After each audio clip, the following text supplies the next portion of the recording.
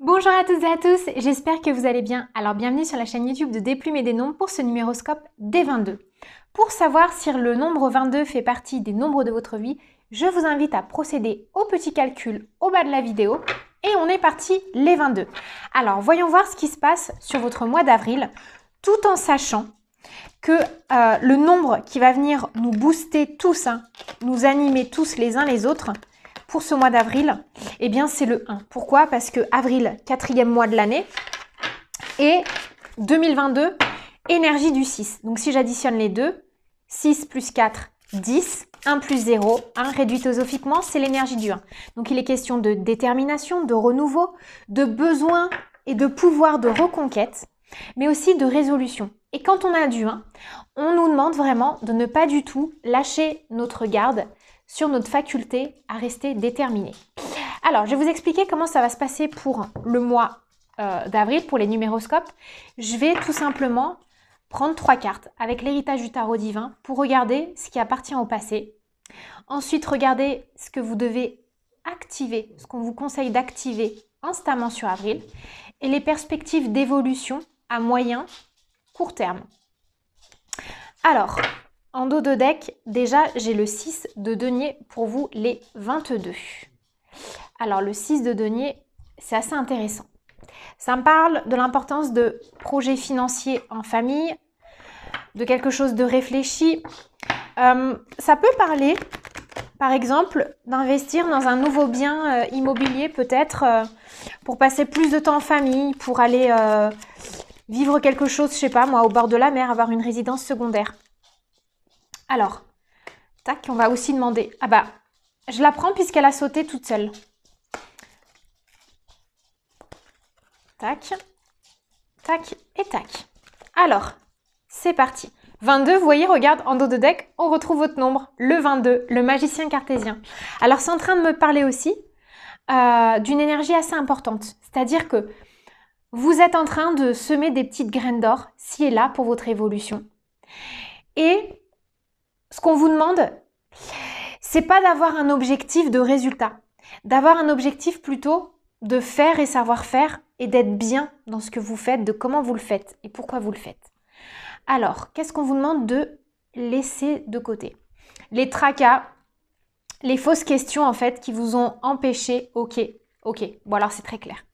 On vous demande de laisser partir les tracas, les fausses questions en fait qui vous ont empêché d'avancer. C'est-à-dire que il y a des choses qui sont nichées au fond de votre cœur, que vous avez sciemment et foncièrement envie de faire, mais vous avez un ajustement et un choix sur le plan financier, sur le plan matériel à faire. Par contre, on vous dit que vous pouvez avancer en toute confiance, mais néanmoins, vous réactivez la carte de la dualité. Et en fait, du coup, vous ne vous facilitez pas la vie. C'est-à-dire que vous faites de l'aide du ciel, quelque chose qui normalement est censé être fluide, un pacte de volonté à rude épreuve. Là, ce qu'on est en train de vous expliquer, c'est que tout ce qui vous met dans l'émoi émotionnel, dans la dualité, tout ce qui est en train de faire reculer votre confiance parce que à un moment donné, vous avez vraiment le feu vert pour le faire et vous réactivez la carte de la dualité. Donc tous les 1 pas en avant, 3 pas en arrière, on arrête. On met de côté pour ce mois d'avril parce qu'on vous demande vraiment de commencer à vous réinvestir dans votre volonté de cœur. Alors, ça peut être aussi, les 22, j'ai ça pour vous. Je ne sais pas pourquoi ça me vient, mais ça parlera peut-être pas à tous, mais à quelques-uns. Des projets de famille recomposés. J'ai un peu ça aussi. Alors, tac. Ok. Ce qu'on vous demande d'activer maintenant. Ok, bon ben c'est assez intéressant. En fait, on vous demande de vous donner la chance d'écrire une nouvelle page. Parce que vous en avez toutes les capacités. Justement, matérielles, et spirituelle et psychique. Donc là, on vous demande d'aller vers cette nouvelle page de vie. Et en plus, ce que vous devez faire, c'est activer un peu j'ai envie de dire, le guerrier qui est en vous. C'est-à-dire que même si il faut que vous fassiez preuve d'opiniâtreté, que vous devez vous retrousser les manches, en fait, c'est pas demain. Vous voyez, quand on vous disait tout à l'heure de laisser de côté le « je fais un pas en avant, 3 pas en arrière », c'est que c'est pas demain, c'est maintenant. C'est-à-dire que sur avril, en plus, profitez et bénéficier de l'énergie du 1 pour commencer à entreprendre. Alors par exemple, si vous êtes en année 9, vous allez me dire « Mais oui, mais Alexandra, quand on est en année 9, on commence rien. » Dans la matière, dans le concret, par contre, dans votre tête, attelez-vous à une ligne de conduite et évitez d'y revenir sans cesse. Ça, c'est ce qu'on vous demande de faire. Ensuite, il y a aussi l'idée de purifier des liens, des relations. C'est-à-dire que pour moi, pour être serein, vous avez aussi besoin de laisser de côté toutes les fausses guéguerres.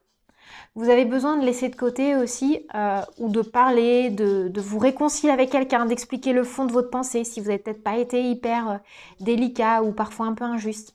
On vous demande en fait de laisser de côté tout ce qui va être de l'ordre de la rancœur, du ressentiment, parce que vous avez une carte à jouer, vous avez une page importante de votre histoire qui est sur le point de démarrer. Et pour que ce soit harmonieux et que ce soit, sain dans la manière dont doivent se dérouler les choses, vous avez besoin de laisser tous les ressentiments de côté. D'accord? Et là, il y a quand même un côté pour vous, les 22, en plus ça vous caractérise assez bien, de stratégie à mettre en place. C'est-à-dire qu'on va vous demander vraiment de réfléchir sciemment à ce que vous voulez faire, comment vous voulez le faire. Et arrêtez d'avoir des hésitations, des peurs par rapport à peut-être trop d'argent à investir dans quelque chose. Ça peut être même une formation, ça peut être n'importe quoi. À partir du moment où vous l'avez ancré dans votre cœur, que ce n'est pas un projet d'hier, parce que là, ça me parle vraiment de projet qui ne date pas d'hier, c'est que ça a un sens pour votre évolution. Donc voilà, le piège, c'est de vouloir faire encore un pas en avant, 3 pas en arrière. Et n'oubliez pas que si la plume blanche, elle est ici, ça veut dire que c'est la carte centrale du jeu. Donc il y a vraiment une énergie de renaissance. C'est comme si vous effaciez un peu les problématiques, les dettes, il y a un reset. On part du passé et on recommence. Alors maintenant, les évolutions à moyen court terme, ce qui va s'activer naturellement. Ok, alors là, c'est vraiment assez intéressant. C'est-à-dire que vous allez un peu récupérer ce pouvoir que vous aviez perdu. C'est-à-dire qu'au final, toutes les hésitations que vous avez eues dans le passé, vous allez vous rendre compte qu'elles ont été bénéfiques. Par contre, il ne faut pas rester bloqué au niveau des actions et des envies dans ces hésitations. C'est-à-dire que toutes ces hésitations auront été un peu le garde-fou de votre projet. Ce qu'on vous dit avec cette carte-là, c'est toutes les questions que tu t'es posées, tu as raison de te les être posées. Maintenant, à partir du moment où tu as trouvé des réponses, mets en pratique. Mets en pratique, mais surtout, sers-toi de ces hésitations pour bâtir quelque chose de solide. Et là, en fait, avec le chevalier de denier, il y a un peu l'esprit de reconquête. Ça veut dire que, en quelque sorte, vous allez avoir la confiance et la poigne nécessaires pour faire face même à des situations qui vont vous paraître délicates. Par exemple, vous pourriez vous dire « Ah bah tiens, ce que je redoutais, ça y est, c'est arrivé. » Mais non, ce que vous redoutiez n'est pas arrivé parce que vous avez attiré la loi d'attraction ou quoi ou qu'est-ce. Ce que vous redoutiez peut arriver, mais pour que vous le rectifiez et que vous soyez fiers, en fait, en gros, de la correction que vous aurez entreprise. Et ça ne veut pas dire que votre projet est mis en péril. Ça veut dire que votre projet doit être remanié vraiment avec une volonté et sous de meilleurs auspices. Après, avec la carte de l'intégrité, ça me parle quand même d'un palier atteint, d'une forme de victoire, de fierté. Il y a quand même un aboutissement concret, que ce soit pour vous ou pour ceux à côté de vous, grâce à vous, grâce à ce que vous aurez pris. Et ça va vous permettre en fait aussi de tourner une page, de dire au revoir à une désillusion sentimentale que vous avez pu avoir, peut-être en lien avec un échec, c'est peut-être un projet que vous aviez déjà eu précédemment et qui a échoué il y a quelques années. Et là, en fait, c'est peut-être pour ça aussi que vous étiez dans la dualité, parce que c'est peut-être quelque chose que vous avez envie de faire et qui a été mis en péril. Mais là, ce qu'on est en train de vous expliquer, c'est qu'avec la plume turquoise, le résultat, c'est que ce chagrin, il est balayé à tout jamais. Donc voilà ce que je peux dire pour vous, les 22. J'espère que ça vous aura orienté, que ça vous aura donné certaines clés. N'hésitez pas à me mettre en commentaire ce que vous avez ressenti. Je vous souhaite un excellent mois d'avril et je vous dis à très bientôt. Prenez soin de vous et je vous fais plein de gros bisous. Bye bye!